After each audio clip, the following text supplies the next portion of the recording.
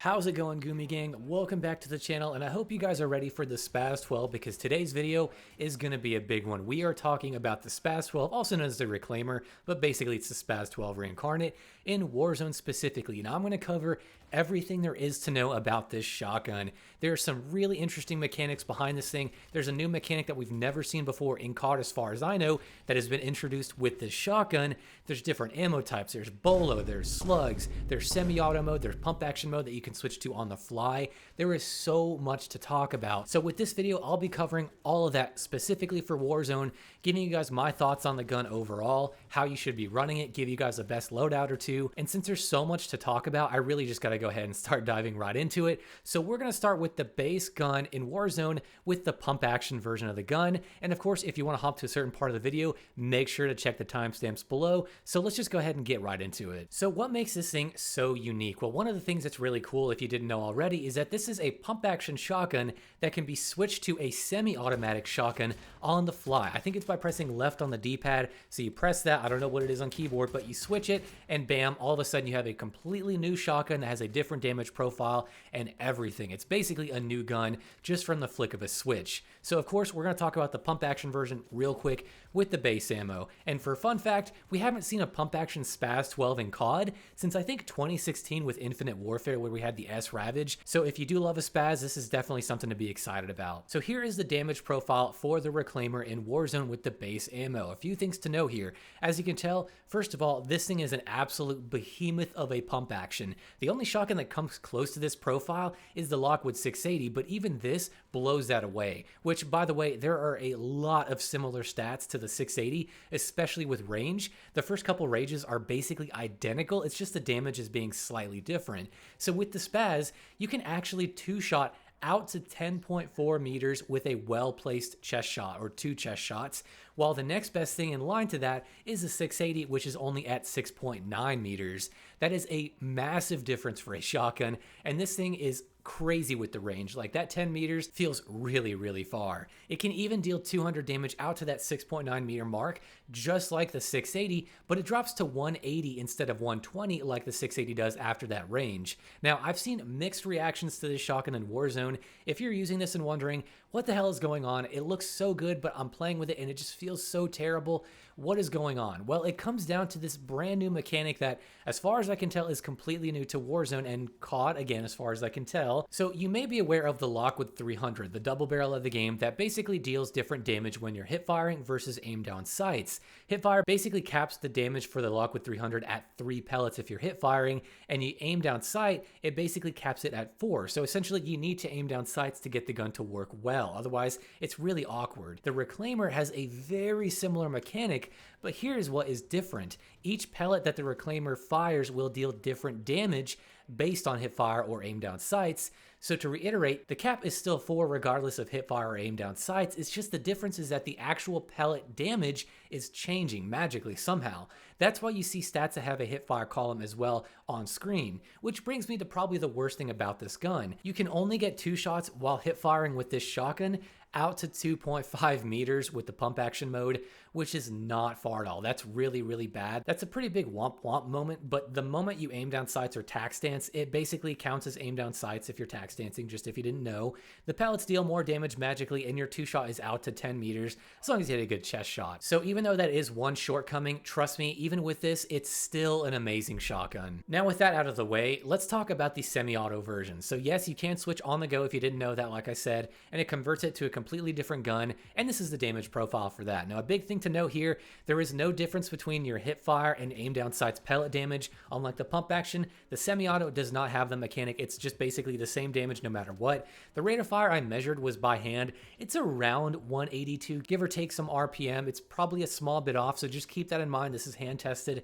The damage is solid up close, but the time to kill, really nothing super crazy. It's a 3-shot kill at point blank, and it just kind of falls short compared to the the Riveter and the Haymaker, which in their max damage ranges can kill below 500 milliseconds, but it does deal 140 damage up close, which is pretty damn nice. It's just the rate of fire is not really that fast, but it's not super slow either. It's kind of in between, just slightly better than the Expedite. Overall, it feels like the pump is the way to go in Warzone, absolutely, but it's amazing that you can swap on the go, so it can really catch people off guard potentially, and it really does open the door to some really unique ways to engage with people. I think sticking with pump through and through though is the way to go, but if you feel like you're scuffing shots, you're just not feeling the pump for whatever reason, it's okay, just switch to semi for a few kills in that same game and then switch back to pump if you want and see how it feels. It's a really interesting mechanic, and I'm so happy that they decided to go with that for this particular gun, even though it does feel a little more kind of quirky and not really super useful, since again the pump version just kind of outshines a semi in my opinion. Another amazing thing that I really have to point out about this shotgun is the pellet count. So this shotgun shoots 7 pellets by default, which is one more than the Lockwood 680, so that's nice. But one thing that you're probably happy to see, and I was ecstatic to find out based on sim.gg, who they do have this shotgun on the site by the way if you're curious, basically any barrel that you equip for this shotgun increases your pellet count by 3, so all of a sudden you now have a 10 pellet shotgun if you put a barrel on it. This is extremely similar to the pre-nerf Lockwood 680 we had before, where you put on the barrel and it basically buffed it and gave it more pellets. This is basically the same exact situation, but it feels even better as long as you're aiming down sights. So keep that in mind. If you put a barrel on this thing, you are going to get 3 more pellets and have a total pellet count of 10, which is amazing for a shotgun. I know it sounds like I've talked a lot, but we still got a lot to go through. And now we're going to talk about BOLO rounds. I've seen a lot of people say these are really, really good, and I have to agree. And this is the damage profile for them. As you can see, they deal a ton of damage, out to about 11 meters or so. As long as you're hitting chest and up, you can actually 2-shot. Now again, that's similar to the base gun, so I would argue the base gun's probably better in pump mode because you basically deal about the same or more damage and you have spread, so it's a lot more forgiving. But this thing with BOLO rounds absolutely has some potential, and I want to point out this damage profile for the ranges is exactly the same as the Lockwood 680 BOLO rounds. It's just that these things on the Reclaimer or the SPAS deal more damage overall. So if you're going to use one of the two, BOLO rounds on this thing is a lot more feasible and a lot more fun. So these are great. I definitely recommend checking them out, but I still think pump action mode is the way to go because these are a lot more unforgiving, and with the spread and tac stance, it's just so good to run at pump action with the base ammo. Now you can swap to semi-automatic mode with the BOLO rounds, which I feel like is more of a bug. I don't think it's really intended, but if you do switch, what happens is it basically converts the gun back to its base semi-auto mode. So it's not like you magically get 7 BOLO rounds firing with spread. That's not how it works. It basically just switches to its normal base semi-automatic mode. So that time to kill and all that stuff I showed before, that's what you get when you switch to semi-automatic. But it is cool that you can actually utilize this with BOLO rounds since it's a lot more high risk to run than the base pump. So if you want to run these, you can always fall back to the semi-automatic version of the gun, which again isn't amazing, but hey, it'll do some work and it's a lot easier to use than the BOLO rounds, so you always have that option. Just keep that in mind. Now we're going to talk about the Slug rounds, which, spoiler alert, these basically perform the exact same way as the Lockwood 680 Slugs. It says it deals 320 damage up close. That is not correct. It's basically capped in-game at 295, so that's the most damage you can do. You can't one-shot anyone, unfortunately. That would be really cool. But yeah, this damage profile, even the damages, the ranges, everything is exactly the same as the Lockwood 680, so keep that in mind. It's great, it's fun, but I think BOLO rounds are actually a little bit better generally because they have a little bit better chest shot damage. Even though these things probably have a little bit better muzzle velocity, these things aren't as good as the BOLO rounds in my opinion. So I would say if you want to rock some sort of slug ammo, definitely check out BOLO rounds. You can use these still. They're okay, they're fun. I would just say that BOLO rounds are probably the better between the slug rounds and BOLO rounds. And with this one, I do want to point out with slug rounds, you cannot switch to semi-automatic mode. It's not like with BOLO. It actually tells you in the game you cannot switch to semi-automatic firing mode, so also keep that in mind. Oh good lord, it feels like I've been talking for so long, but we still have more to talk about. So now we're going to talk about the Dragon's Breath ammo on this gun with pump action and semi. Now I'm not going to show you any stats, but basically to kind of sum it up, for Dragon's Breath with the pump action version of the gun, it basically gives you more damage in the max damage range. It does about 220, 210, 230, depends on the burn, and it extends that max damage range out by a small bit, but in the following ranges, the damage overall is reduced even with the burn, and the drop off after the first drop off range is more intense, resulting in a 4-shot kill after the initial 2-shot in the first drop off. So for pump action mode, I really don't recommend Dragon's Breath. It really isn't worth it at all. It's just kind of more gimmicky and there's flames. It's not really super good in pump mode.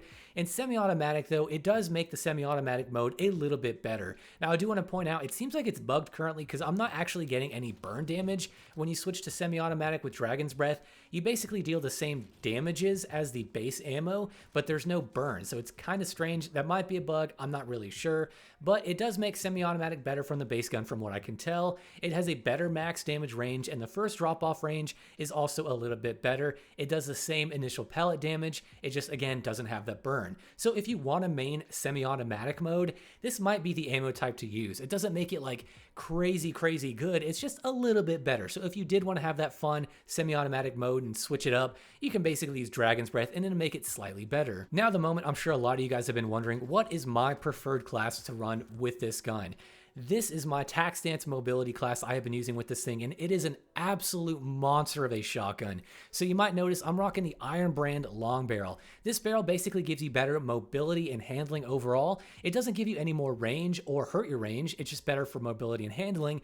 Since this gun already has an amazing 2-shot potential, I find the really big heavy barrel for range isn't super necessary. So I'd much rather have better mobility overall with this barrel and get those extra 3 pellets, of course, as well. Now we're also rocking the FTAC MSP98 hand stop with no stock, and what this does with the combination of the barrel is it makes your tactical sprint speed and your sprint speed so good. It's very comparable to the Saperi and actually the same as the Speed Demon 890 Bryson 890 build that I've always talked about. It's exactly the same as that, and you will be flying with this build. Now I am also rocking the Bryson choke. If you didn't know, the Crownbreaker choke and the Bryson choke both received small nerfs. Now the shotgun spread, which is the aim down sight spread, isn't affected by the Crownbreaker choke, and with that, the Bryson choke seems to be the better option of the two as well because it helps your spreads in general better than the Crownbreaker choke. So it's kind of sad to see, but Bryson choke is a great attachment. I recommend it now for this shotgun.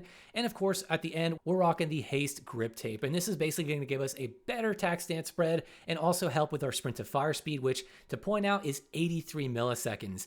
That is very fast. It's not as fast as some pistols, of course, but for a primary weapon, this is blazing fast. Combine that with the potential for 2 shots, the mobility, the handling. This thing is an absolute monster and easily the best pump action in the game by far at this point. If you want another kind of decent build that actually focuses more on range and a good tac stance spread, this is what I landed on. It's also very good, but I still prefer having the other build with the better mobility. It just makes such a big difference when you're jumping around and trying to hit your shots. And as always, I recommend rocking this in tac stance, especially if you're rocking no stock, because that no stock gets in your way so much if you're actually trying to aim down sights with it. So if you're using this thing, I highly recommend using it in tac stance. Okay, so with all that out of the way, what are my overall thoughts on this shotgun? This is by far one of the best pump actions we've had in a long time. This harkens back to the pre-nerf Lockwood 680 in the beginning of Warzone 3's life cycle, which was incredibly good. It basically has the same things,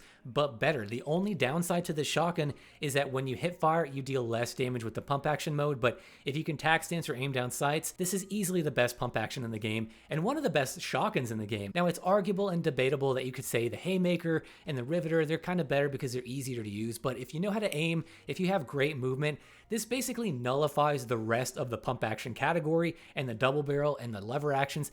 Everything. This thing is an absolute behemoth of a shotgun.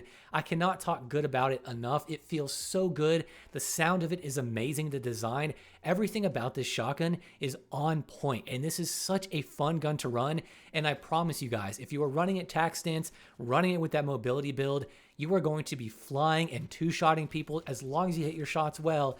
And oh my god, it's just so much fun. I can't talk good enough about it. Not only does it perform amazing, but it's incredibly unique. You can switch to pump action and semi-automatic on the fly with the touch of a button. It's insane. It's such a cool idea. And the sound design when you actually pump the shotgun, I don't know how else to describe it other than it sounds crunchy and raw.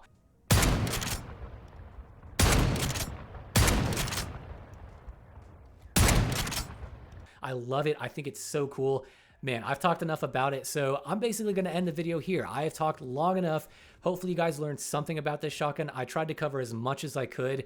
This is an insane shotgun. You guys have to try it out. It's so much fun. Favorite gun in the game by far in pump action mode. It's insane. So now, as always, I want to know down below in the comments, what are your guys' thoughts on this shotgun? Are you guys really excited to see the SPAS 12 back in COD? Do you think it's really performing well, or do you feel like it's kind of mediocre with having less damage when you're hip firing, or do you prefer maybe using a different shotgun? With all that being said, guys, I will see you in the next video.